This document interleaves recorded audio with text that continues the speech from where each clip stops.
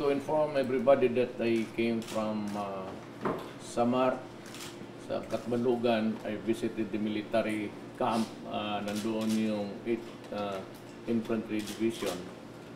So we had a command conference and I was briefed of the situation there. I'm satisfied with the efforts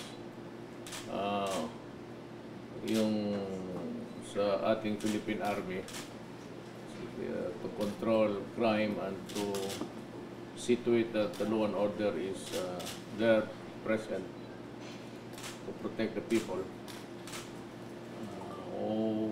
I'd like to rate them on a scale of 1 to 10. Maybe I give it about 8 from the briefing that I got. And there's no reason why I would not believe it, actually, coming from the military. Yun na yun, ang totoo. So, I'd like to just say to the men and women of the 8th Infantry Division, congratulations. Now, we will go into another round of maybe, actually this is really, hindi naman ano, I'm using it in a very generic term. There would be an ongoing purge sa gobyerno, cleansing process, because of the so many people who are mostly policemen and government officials involved in the drug industry. Ayokong, it is not the duty of a president to threaten people. That is not my job. But I am warning you na co-equal is your job of being behave in public. I have to pour out a sentiment na nagalit ako because until now, drug is still being played around. Yung na-involved, do not commit the mistake of surrendering tapos make it, paglaruan lang ninyo kami because I will know. I have enough government men in the field to monitor you. Kayong mga mayors, vice mayors, councilors, ganito kasi yan eh. I cannot arrest you, and I'd like to inform Congress and the Supreme Court. I am not arresting anybody kasi ang marijuana, just like a firearm, mahuli talaga kita. Ngayon ang may plantation dyan, so many hectares, pag natapos yan, it's cultivated and sold. And 1 year makita tayo, sabihin mo, iyo yan, wala na rin ako magawa. Pagdating ng korte, it said that hindi totoo yan, tinakot lang ako ng military o police. I must get you, kahawak talaga ng ano. Even dyan sa, so, let me explain to the people na hindi ganun kadali ang trabaho.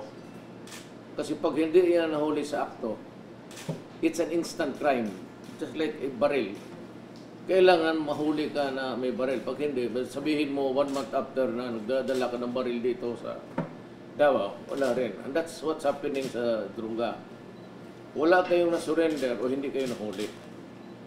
Yung iba namang police, 10 kilos, yung to, dadalhin sa opisina, ang sa 8 kilos, i-recycle yan. Yung parang gano'n na style na huwag ninyong gawain sa akin yan kasi matagal akong mayor, 23 years. Again, hindi ako nagyayabang. I've been a prosecutor, fiscal ako for almost 10 years. Bulahin mo ako ng gano'n. O yung kasi pagbili mo, tapos yung laro ng ninyo dyan, alam ko lahat yan. Kaya kayong mga polis, huwag ninyo ako.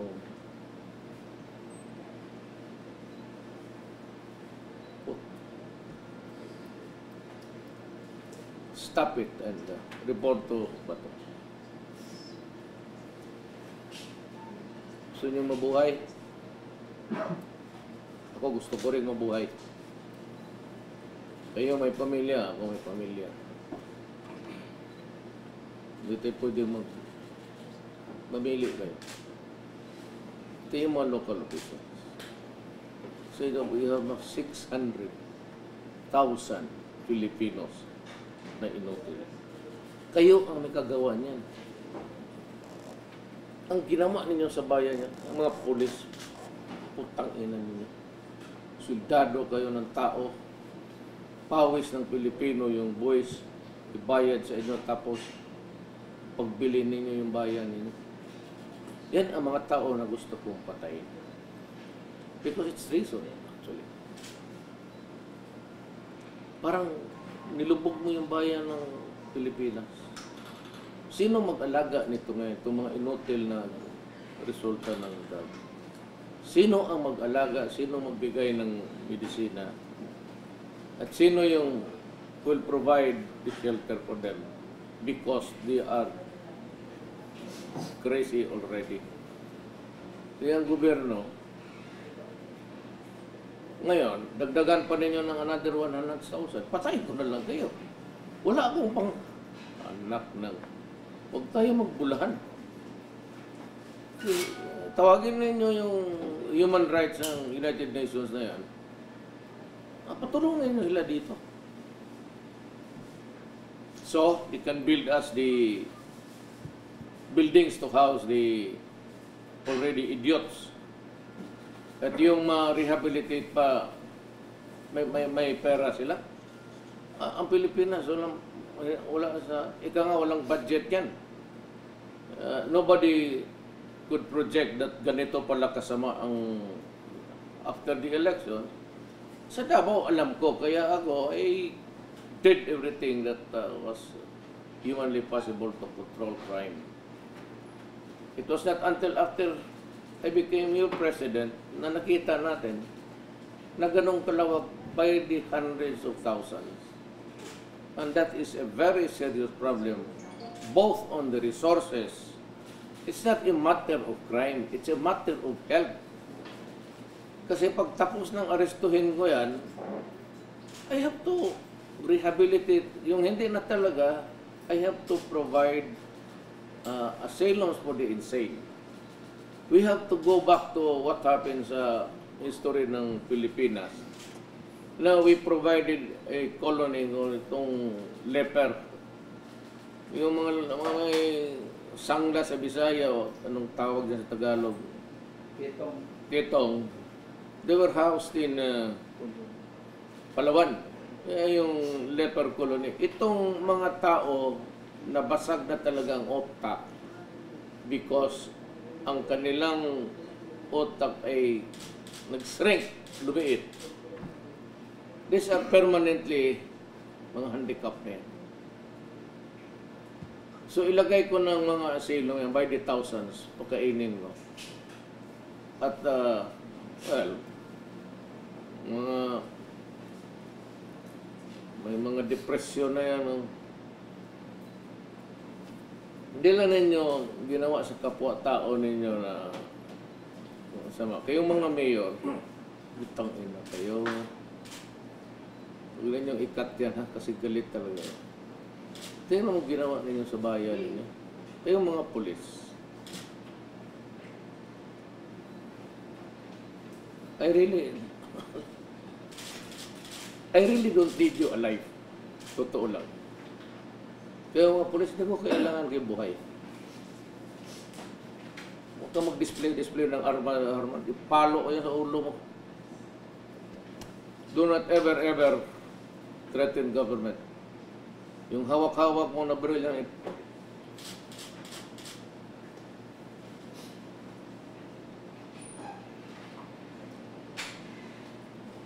my warning stays until the end of my term.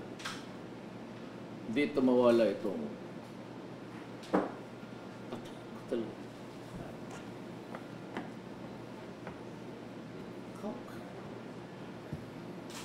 ang ganon medyo hindi masyado mabigat. Kaya namang mga negosyante diyang milyonaryo, may mga negosyo. At hingiin ko kay Commissioner Dula yung listahan. Kindly pay your taxes. Total, ang my guarantee to you is that pag bumayad kayo lang sa tamang taxes, you will be freed of harassments. Wala na yung mga BIR magpunta doon at tulikutin yung mga records na papel. I will not allow that. Walang harassment yan. Kung bayad ka ng taxes na tama, then you are freed of any worry. At least for all time during the year that you have fully complied with the law. Otherwise, padala kita ng pulis, papatuloy ko sa bahay, patanong ko sa iyo sa pulis kung bakit hindi ka nagbabayad ng taxes. Simple as that. They'll ask media to accompany the police. But the police, dito sa dokumento na to, sir, hindi ka nagbabayad. Tatanong lang kami kung in front of the media para walang masabi. Pulis ang pupuntahin ko. Military. Magparking ng sakyanan mo dyan. Kung saan ka nakatira. Anong subdivision ka ba? Tapos, pakita ko lang. Patanong lang kita sa military o police, why are you not paying the proper tax? And you're enjoying the planet of the Republic of the Philippines. Gumagamit kayo ng tubig, gumagamit kayo ng the roads, you're enjoying the protection of the police. May nung iba dyan, kayong mga milyonaryo, may mga security guards kayo na police or military, and we have kept a blind eye on that. Kayo lang ay may mga bodyguards na di baril. Eh, alam mo, mawala sa inyo yan. And I could, if the Commissioner of Internal Revenue give me a list, then you are a violator. Mayaman ka, you travel, you cannot travel anymore. Diyan sa immigration, sabihin ko rin. Parahin mo kasi may violation yan. I will order the BIR to file cases. Once it's pending in court, your freedom of movement is protected. Yung ibang kriminal, bakit hindi nakakalabas? Kasali na kayo.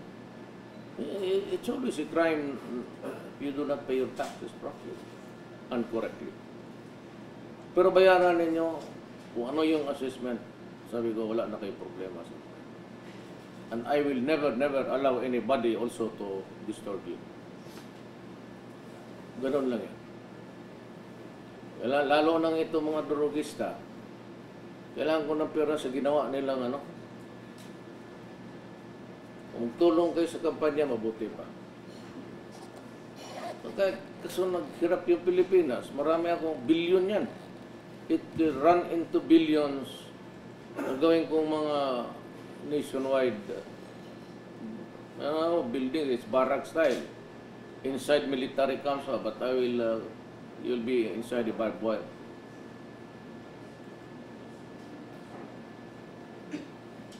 Not because na mag-eskapo kayo. Lumabas kayo doon para at-tourist ka. But para hindi kayo maglabas-labas to, you know, pulled up na naman because it's a monkey on your back. Pagka-addict ka, may unggoy dyan sa likod mo nakasabit sa iyo. Gusto mong alisin, kaya ka magkiri-kiri. The only way to do that is you have to have the fix for the day. Ihirit ka na naman. Yung bigyan ng... Pero hindi ko talaga alam. Yung mayor ako, alam ko naman. Kaya ako pinapatay mga putang ina yun. Hindi ko alam ganun kalala ang problema. By the hundreds of thousands. Please. I have a problem to solve. Do not be the solution. Naghanap ako ng solusyon dito. Kung wala akong mahanap na solusyon, ikaw yung gawin ko. I'm not referring to yung mga taxpayers. I'm referring to mga sa drug industry. Mamili kayo. sinasabi ninyo na human rights, di makakatulong sa iyo. If you are destroying my country, that is a form of a war and to preserve the peace of the land. Mayor President, Yes, sir. may sulat po si CJ Sereno. Nabasa na po ba ninyo? May concern po siya doon sa nilabas na judge. At yung isa daw po doon, patay na daw. Well, that's the list of the kaya siguro. But that means that historically, that judge was playing sa drugs. So naka-input na yan doon sa intelligence agencies. Alam mo ho, hindi basta-basta ang military pati police magbigay ng nakakasira sa kapwa-tao nila. Nothing personal yan. Wala naman kayong negosyo dyan sa kanila. Wala namang utang sila sa ikaw sa inyo o sila sa iyo. Wala. So kaya ganon. But lumabas na yan sa computer. Isang judge was ousted because of corruption na. The term is ignorance of the law. Yung mga iba, patay na, pati yung mga pulis. Nakita mo yung may deposito doon na chemical sa apayaw, kasi apayaw na nilibing. Yung pala patay na. But it's not corrected. Ito remain on record na ikaw ay, we are not bothered. Hindi naman kami pinapaalam ng patay ka na ba o hindi. Basta nandyan yung pangalan. Kaya imposible magsabi, malinis kami. Kita mo, patay na yun, long time ago. Ba't nakapasok ka dyan ka sa computer? At maybe nakikinig kami sa inyo. Akala mo talaga bubo rin ang gobyerno.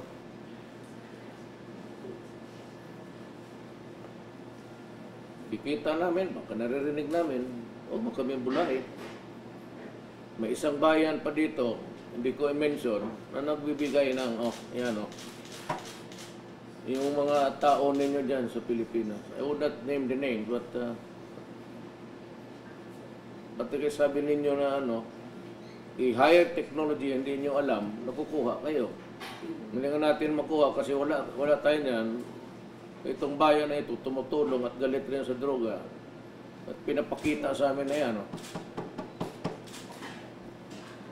Kaya lang, na itong Shabu, kaya ng illegal possession of firearms, kailangan mahuli mo nandyan siya. Sa marijuana, nagkukultivate ka o nagtatanim ka. Para tedista, sabihin mo hindi akin yan, at walang testigos na ikaw nagtatanim, tabla yan. 1 month after, sabihin mo akin yan. Pagdating sa korte, totoo ba ito? Hindi. Bakit? Pinipilit ako ng pulis. Pulis, anong ebidensya mo? Kailan yan? Kahapon lang namin just nakita yan. Nandoon siya? Wala. Hindi wala. Ganon ang takbo ng demokrasya. Ganon ang takbo ng ating korte. So ako, maghanap ako ng ibang solusyon. Kung wala akong exhibit, di ikaw mismo ang exhibit ko. Wala akong may pakita sa taong bayan na nagtatrabaho ako para sa ating kapakanan lahat. Wala kang conviction, Mayor, ano ipakita mo? Hintay ka.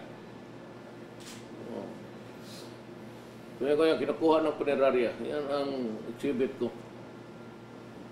Ay, litsehan tawag ko niya. Mayor President, I will not allow, under my watch, I will not allow the Philippine Republic to wilt. Just like a flower after a few days, nalalaya. I will not allow this country under me. Kayo ang, hindi. Kayo talaga. That's not us, the people, the nation. Magluhod sa inyo, ay nako. Karkas ang labas mo.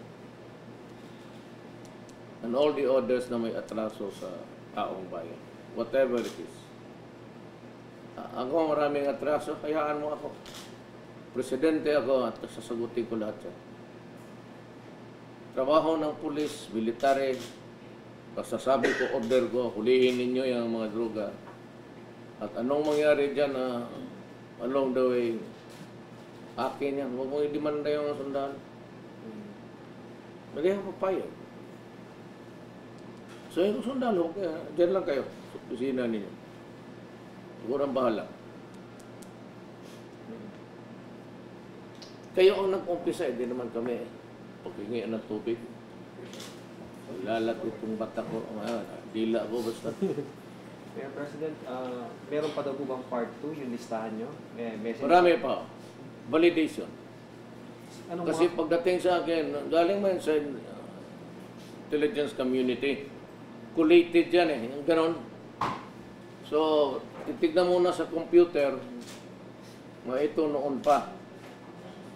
Tapos pagdating sa akin, re-evaluation again.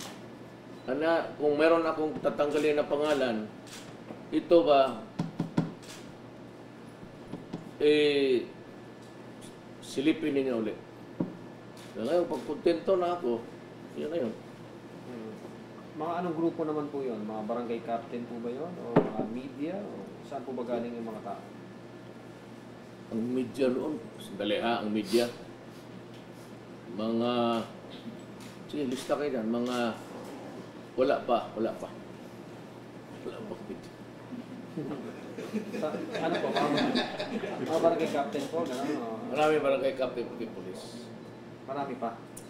Marami pa, pati yung sa prosecutors coming. Sa mga fiscal po. There will be a purging actually. Without declaring martial law, I will cleanse this government. Magpo-force talaga ang gobyerno sa mga may atraso. Government itself. Kakita mo, bakit Mayor Duterte na umabot ng 600,000 plus? Pagtataka rin ako bakit. Sa lahat ng Pilipinas, may judge, may police, may barangay captain, may konsehal, may mayor. Kaya ganon. Hindi abot itong 600,000 kung walang naglaro ng mga police, judges, fiscal. Yung bunganga ako, kayo mismong mga media, every time magkita tayo, Mayor, kailan mo i-release yung mga ano? So you're now demanding information. Freedom of information. Sa your incessant and repeated questions, ayan na. Because I am now obliged, may executive order ako, freedom of information. Freedom of information, yung hiningi ninyo listahan sa intelligence community, royal. But, mine is not, sabi ko nga, susulatan ko rin si, out of respect also to the Supreme Court, I will answer. Sabihin ko, ma'am, ganito yan. My words, it is not accusatorial. It is not a criminal information. It's just my word against the others because I have a duty to tell the public para malaman nila ang danger sa ating bayan, pati malaman natin kung sino nagpalaki ng industriya.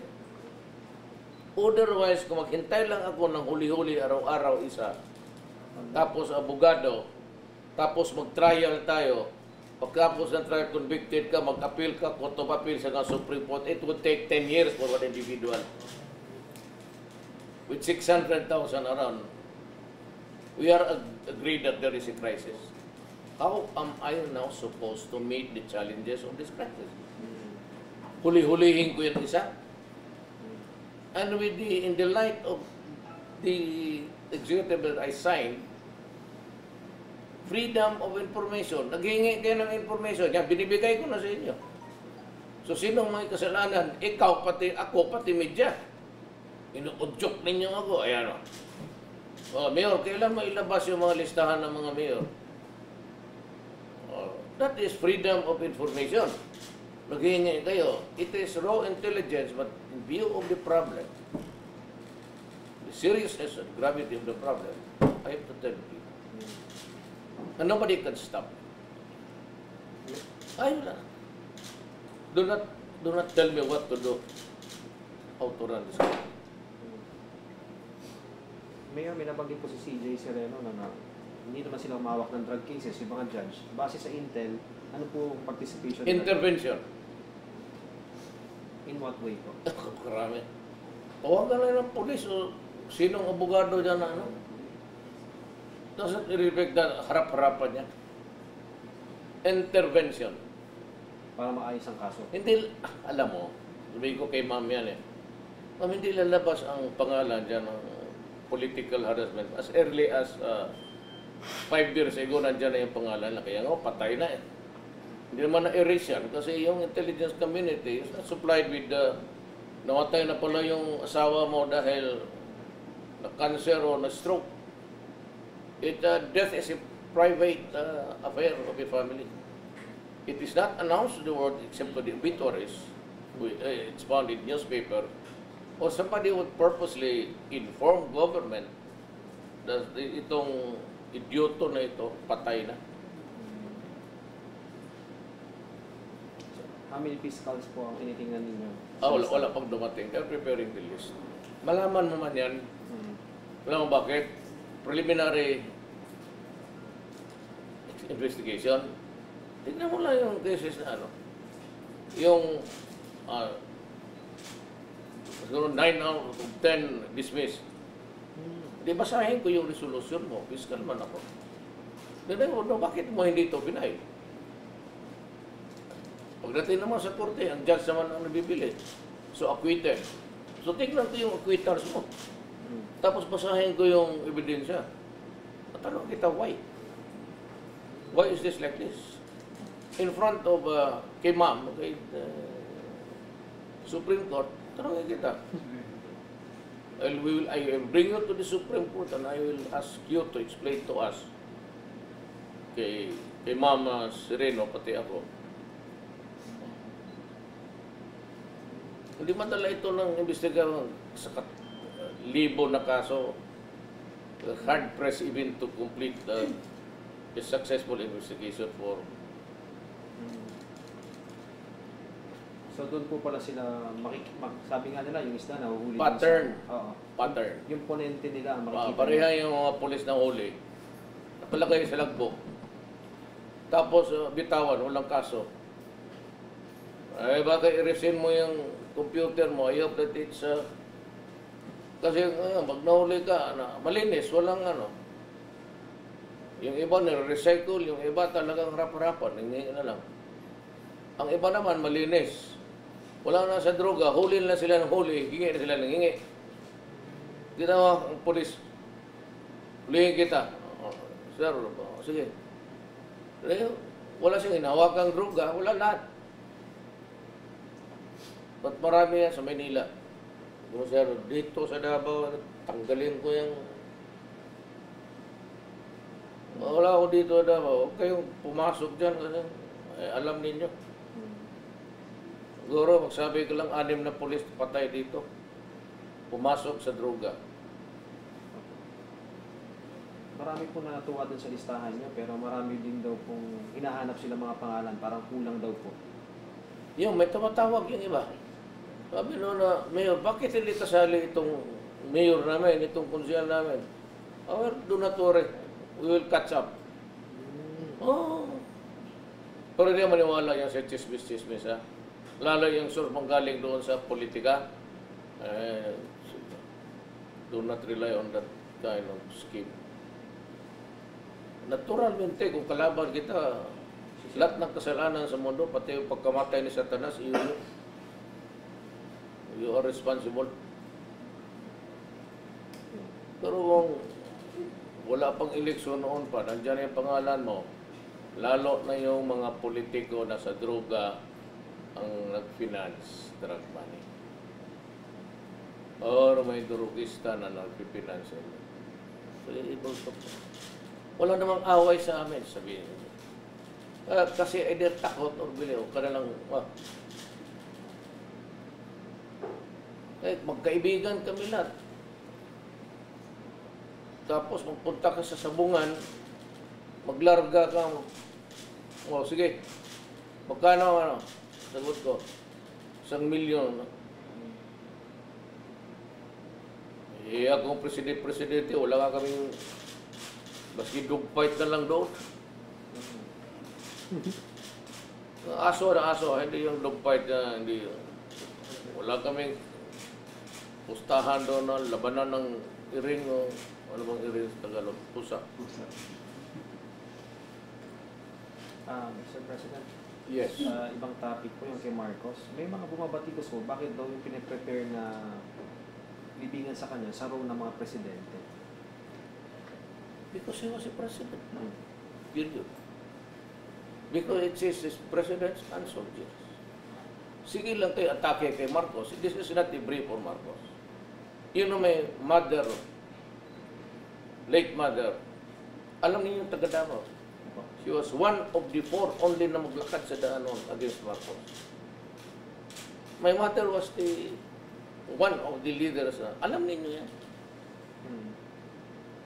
And when never nandito si Cory, my mother was there beside her. But you know, let's stick to the law.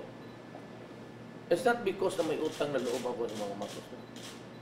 Kaya kung ganun lang pag-usapan, my father, I said, was a cabinet member of Marcos. He supported Marcos. Ibig sabihin, yung tatay ko, nasyonalista, tao na yun. Tignan mo si Bato, umutapat. Tignan mo si Bato. Oo. Gatang, inalakas. Sige, la. Manabas yung ngipin. Minura yung mga polis. Eh, kasi gano'n nalaman na ng bayan, na gano'n pala lawak. Sino hindi magalit na Pilipino niya? Pati yung mga sundalo, polis na matinong galit siya. Ay, kumare lang, patayin ka ng mga yan. There's no joke. You can contaminate 600,000. And the number is, I said, going up and still counting. That's the greatest crime that buti pa isang beses ka lang pumatay dyan. You leave a permanent damage person. Then you leave, it's an issue of law and order. It's a law of medical issue. Kasi gagamutin mo eh. Then a financial burden imposed on the country by you idiots. Kayo yan eh. Look, hiningi ninyo yan. Hiningi talaga ninyo yan. For those na nawala na ito sa mundong ito, hiningi ninyo yan. Pinasok ninyo, hiningi ninyo yung problema niya. Kagaya nung na-discover nga sa payong nilibing doon sa lupa. Ang naglibing ng noon, patay na pala 2 years ago. Binaril. Binaril kasi nandiyan sa droga. Para ngayon lang nagsabi yung kapatid na may mga chemicals dyan which are really vital ingredients or necessary ingredients to produce yung book. Doon, nakikita sa mga ganun yan eh. Kayo ang, you know, we make our own history in this world. We are equipped with the mental faculty na mamili ka, daan na matuwid o ito, krimen.